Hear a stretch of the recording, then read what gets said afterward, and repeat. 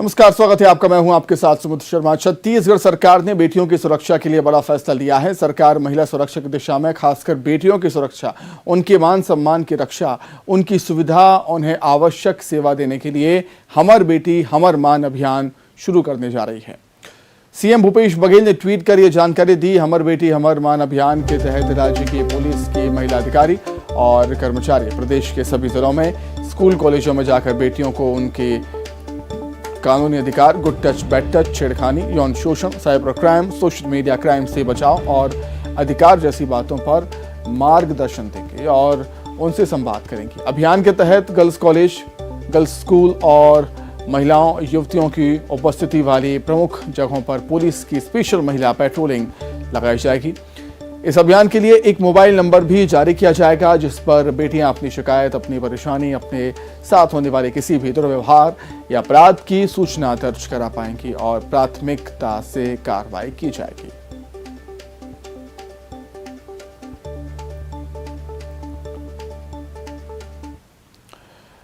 छत्तीसगढ़ में 1 नवंबर से खरीदी केंद्रों पर धान की खरीदी शुरू होगी और इसके लिए तैयारियां तेज कर दी गई हैं।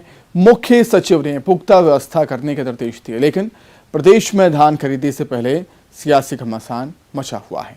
यहां बीजेपी कांग्रेस को एक एक दाना धान खरीदी का वादा याद दिला रही है, वहीं कांग्रेस धान खरीदी को लेकर अपनी उपलब्धियां गिना रही है।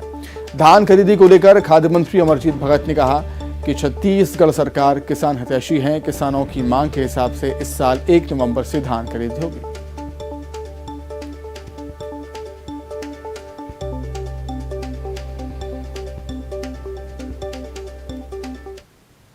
कांग्रेस की सरकार बनाने से पहले भूपेश बघेल ने स्वयं और राहुल गांधी ने यहां सभा में कहा था कि हमारी सरकार जब आएगी तब हम यहां के किसानों का दाना दाना धान खरीदेंगे और जो 15 क्विंटल का लिमिट है, बैरियर है, वो बैरियर हटा देंगे। लेकिन इन्होंने बैरियर नहीं हटाया। 4 साल इनकी सरकार बने हो गया। किसानों के धान जो है 15 क्विंटल के बाद जो किसान बचा करके रखे रहते हैं, जो एक्स्ट्रा धान होता है, वो सारे धान बेचने के लिए हमारे किसान यहाँ पर आए हैं। बचे धान है ना बेचने का, बचा हुआ धान सब बेचने के लिए आए हैं। और ये धान इनका, जैसे इन किसान का धान 1500 रुपये में बिका है, इनका 1800 रुपये में, इनका तो बिका भी नहीं है, इनका 1800 रुपये में बिका है, इनका 1900 रुपये में बिका है। तो सब 1500 रुपये से लेकर 1900 रुपये तक बिक रहा है। तैयारी में लग गया है और बाकी तो मौसम और तात्कालिक जो स्थिति रहेगी उसके ऊपर निर्भर करेगा। कई ठो फड़ जो है बारिश में अगर भीगा रहेगा तो कैसे करेंगे, उसके लिए भी विचार अल्टरनेटिव क्या हो सकता है, उस पर विभाग तैयारी कर रहा है। छत्तीसगढ़ बीजेपी मिशन बस्तर में जुटी हुई है। बीजेपी के प्रदेश अध्यक्ष अरुण साव और नेता प्रतिपक्ष नारायण चंदेल 5 दिन के बस्तर दौरे पर हैं। दौरे के तीसरे दिन अरुण साव और नारायण चंदेल दंतेवाड़ा पहुंचे, जहां बीजेपी कार्यकर्ताओं ने बाइक रैली निकालकर उनका स्वागत किया और इस मौके पर नेता प्रतिपक्ष नारायण चंदेल ने कांग्रेस सरकार पर निशाना साधा। नेता प्रतिपक्ष ने कहा कि विधानसभा चुनाव के दौरान कांग्रेस ने सरकार बनाने के बाद 10 लाख युवकों को रोजगार देने और 2500 रुपया महंगाई भत्ता देने का वादा किया था, लेकिन सरकार ने अपने इस वादे को अभी तक पूरा नहीं किया।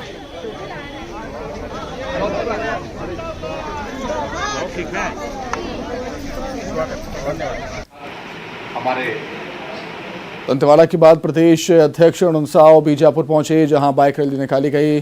चिकट राज मंदिर में उन्होंने पूजा अर्चना की। बीजेपी दफ्तर में कार्यकर्ताओं से मुलाकात की। 100 से अधिक लोग बीजेपी में शामिल हुए। बीजेपी प्रदेश अध्यक्ष और नेता प्रतिपक्ष ने कांग्रेस की सरकार को जमकर घेरा। वहीं मंत्री अमरजीत भगत ने बीजेपी नेताओं के बस्तर दौरे पर निशाना साधा।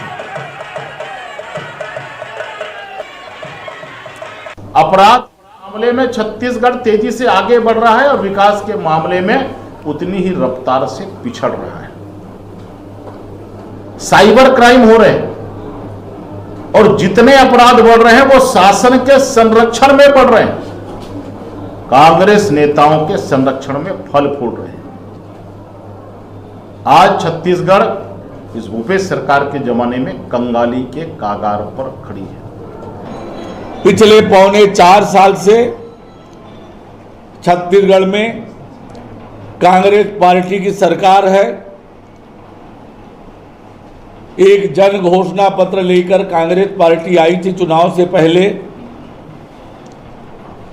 प्रदेश के मुख्यमंत्री श्री भूपेश बघेल जी तब प्रदेश कांग्रेस कमेटी के अध्यक्ष थे और उस जन घोषणा पत्र के क्रियान्वयन के लिए छत्तीसगढ़ की जनता को विश्वास दिलाने के लिए उन्होंने हाथ में गंगा जल लेकर कसम खाया कि हम ये जन घोषणा पत्र पूरा करेंगे, तत्काल पूरा करेंगे। पर आज एक भी मांग पूरी नहीं हुई है। भारतीय जनता पार्टी के दिल में आदिवासियों के लिए कोई जगह नहीं है।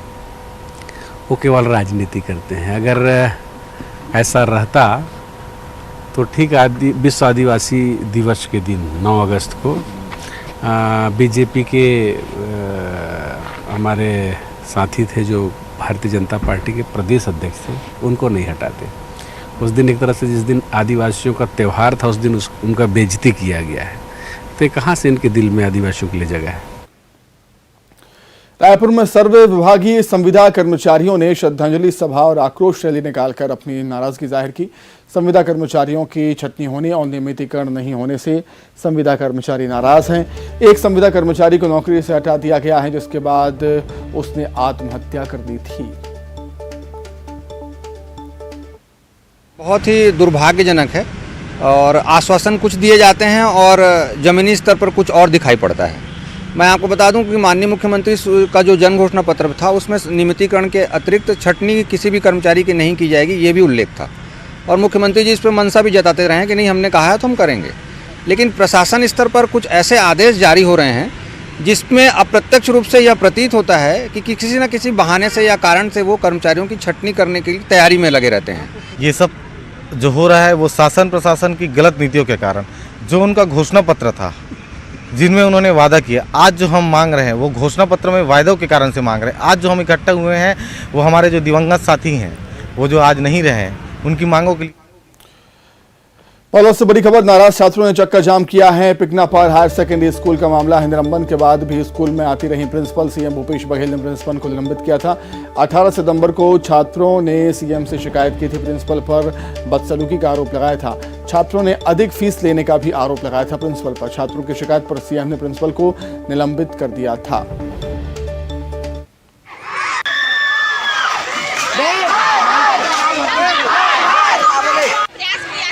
बालोद से खबर, नाराज छात्रों ने चक्का जाम किया।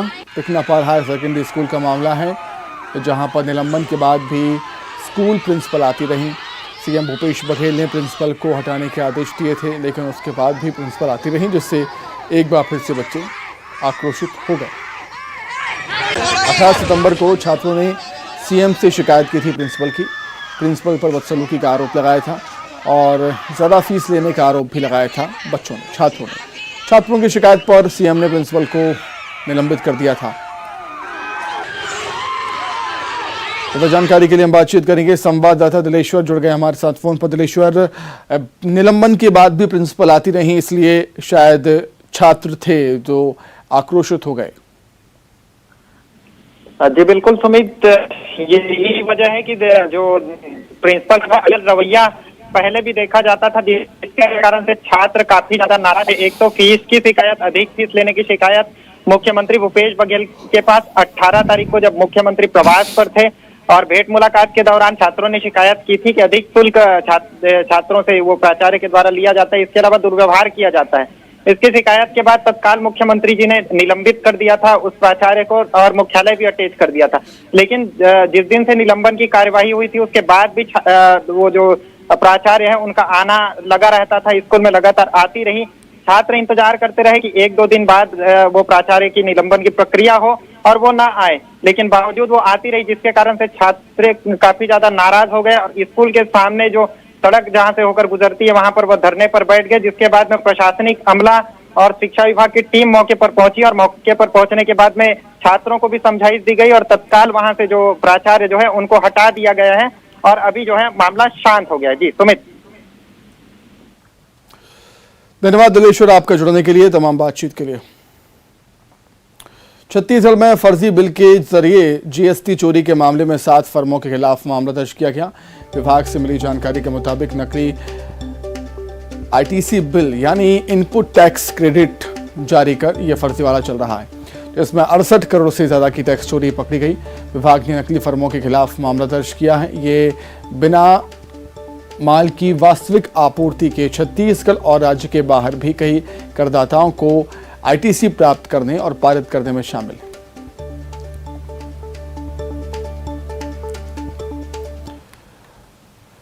राजधानी रायपुर में दुर्गा पूजा के दौरान एनजीटी के निर्देशों का कड़ाई से पालन होगा। यहां तेज आवाज में डीजे बजाना और अधिक शोर करने वाले दुर्गा पूजा समितियों और डीजे संचालकों पर प्रशासन कार्रवाई करेगा। रात 10 बजे के बाद डीजे बजाने पर प्रतिबंध रहेगा। प्रशासन पुलिस ने सभी दुर्गा पूजा समितियों के पदाधिकारियों की बैठक ली। अभी दुर्गोत्सव समिति और का मीटिंग लिया गया है, जिसमें बताया गया है कि समय का एनजीटी के जो मापदंड है उसके अनुसार त्यौहार को मनाएं और डीजे धुमाल जो उनका निर्धारित डेसिबल है उस आवाज़ में रखें। 10 बजे रात्रि के बाद डीजे धुमाल न बजाएं। इसी तरह विसर्जन को लेकर के बताया गया है कि 5 और 6 अक्टूबर तक समस्त विसर्जन हो जाएं, उसके बाद किसी प्रकार की कोई अनुमति नहीं दी जाएगी। कांकेर से खबर है, न्यूज़ 18 खबर का असर हुआ है। गड्ढे के पानी में डूबकर बच्चे की मौत हुई थी। ठेकेदार के खिलाफ मामला दर्ज हुआ। पीएचई के कार्यपालन अभियंता सहायक अभियंता को नोटिस भी दिया गया है। कलेक्टर ने कारण बताओ नोटिस भी जारी किया। रेट्रोफिटिंग के लिए कन्हार गांव में खोदा गया था गड्ढा। कल भानुप्रतापपुर थाना के ग्राम कन्हार गांव में 5 साल के बच्चे की गड्ढे के पानी में डूबने से मौत हो गई थी। न्यूज़ 18 ने इस खबर को प्रमुखता से दिखाया था, जिसके बाद अब खबर का असर हुआ है।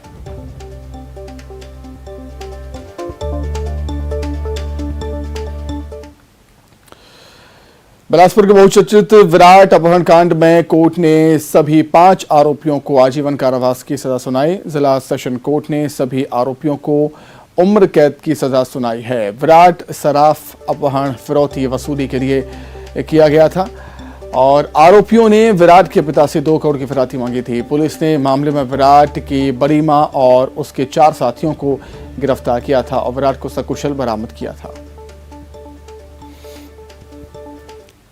पूरी तरह से समर्थन किया और जिसके बाद घटना पूरी तरह से प्रमाणित होने के बाद ही माननीय न्यायाधीश महोदय के द्वारा इस प्रकरण में सभी आरोपीगण को आजीवन कारावास की सजा से दंडित किया है और अर्थदंड वगैरह उस संबंध में अभी कॉपी अप्राप्त है, तो वो उसमें क्लियर होगा कॉपी मिलने के। खबर मुगली से, जहां जिला प्रशासन ने एक बार फिर अतिक्रमण के खिलाफ बड़ी कार्रवाई की है। बालानी चौक इलाके में सड़क किनारे किए गए बीजा कब्जे पर प्रशासन का बुलडोजर चला और इस दौरान अवैध निर्माण को तोड़ दिया गया। पुलिस और प्रशासन की टीम ने कार्रवाई की। रिसेंटली माननीय सांसद महोदय जी की अध्यक्षता में दिशा समिति की बैठक भी हुई थी, जिसमें निर्णय लिया गया था कि नगरीय क्षेत्र में जो यातायात की व्यवस्था है उसको बेहतर किया जाए, जिसमें पुलिस प्रशासन और जिला प्रशासन के ज्वाइंट सहयोग से आज कार्रवाई की गई है मुंगेली एसडीएम के नेतृत्व में। इसके पीछे मंशा यही है कि रोड ट्रैफिक कंजेशन ना रहे और जो व्यापारी हैं अच्छे से अपना व्यापार सुचारू रूप से।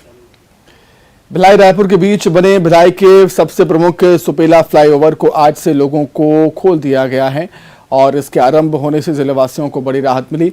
इससे अब रायपुर तक पहुंचना आसान होगा। करीब 800 मीटर लंबे इस फ्लाईओवर के माध्यम से सुपेला चौक से लेकर चंद्रा मौर्य तिराहे तक लोगों को भारी भीड़ और जाम का सामना अब नहीं करना होगा। दुर्ग जिला वासियों को आज एक बड़ी राहत मिली है। दरअसल सबसे व्यस्ततम चौक माने जाने वाले सुपेला चौक के ऊपर बने फ्लाईओवर को आज से आरंभ कर दिया गया है। मैं आपको दिखाना चाहूंगा कि यह है सुपेला चौक के ऊपर बना फ्लाईओवर, जिसे आज से आरंभ किया गया है। हालांकि इसे 1 वे अभी रखा गया है क्योंकि दूसरी ओर का कार्य चल रहा है। करीब 800 मीटर ये लंबा फ्लाईओवर ब्रिज है, जहाँ पर आप देख सकते हैं कि किस तरह से यहाँ पर पूरी तरह से एक तरफ का हिस्सा तैयार हो गया है, दूसरी तरफ में काम चल रहा है और आवाजाही शुरू कर दी गई है। इससे लोगों को बड़ी राहत मिली है क्योंकि यही महत्वपूर्ण चौक है जहां पर सबसे अधिक ट्रैफिक रहता था। मार्केट का क्षेत्र भी है, इस वजह से यहां पर ट्रैफिक अधिक होने के कारण सुपेला चौक के ऊपर में ये फ्लाईओवर का निर्माण किया गया है। ये जो फ्लाईओवर है ये भिलाई के 2 चौक को जोड़ता है, चंद्रा मौर्य टॉकीज चौक भी है जहां पर अधिकतम यहां पर ट्रैफिक रहता है। तो दोनों ही जगहों पर यहां पर जो फ्लाईओवर बन गया है इस वजह से लोगों ने राहत की सांस ली है, क्योंकि अब फ्लाईओवर से वाहनों की आवाजाही हो सकेगी। नेशनल हाईवे में कुल 4 फ्लाईओवर का निर्माण किया जा रहा है, उनमें से एक सुपेला का ये फ्लाईओवर है जिसे आरंभ किया गया है। इसके पूर्व कुम्हारी के भी फ्लाईओवर को 1 वे आरंभ किया गया था। निस्संदेह अब जो ये फ्लाईओवर आरंभ हुए हैं इससे लोगों ने बड़ी राहत की सांस ली है और ये उम्मीद की जा रही है कि जल्द से जल्द दूसरी ओर का भी कार्य पूर्ण कर लिया जाएगा और वहां की भी आवाजाही शुरू कर दी जाएगी। न्यूज़ 18 छत्तीसगढ़ के लिए दुर्ग से मिथिलेश ठाकुर। धमतरी के ग्राम मंडेली में डायरिया के कहर का सामना करना पड़ रहा है। गांव के करीब 100 लोग डायरिया की चपेट में हैं। वहीं गांव में डायरिया फैलने से स्वास्थ्य विभाग में हड़कंप मच गया। सूचना के बाद स्वास्थ्य विभाग की टीम गांव पहुंची, शिविर लगाया जहां पर बीमारों का इलाज चल रहा है। बताया जा रहा है कि नल जल योजना के तहत गांव में बिछाए पाइपलाइन में लीकेज के चलते 3 से 4 वार्डों के घरों में गंदा पानी जा रहा है और उसी के चलते गाँव में डायरिया फैला।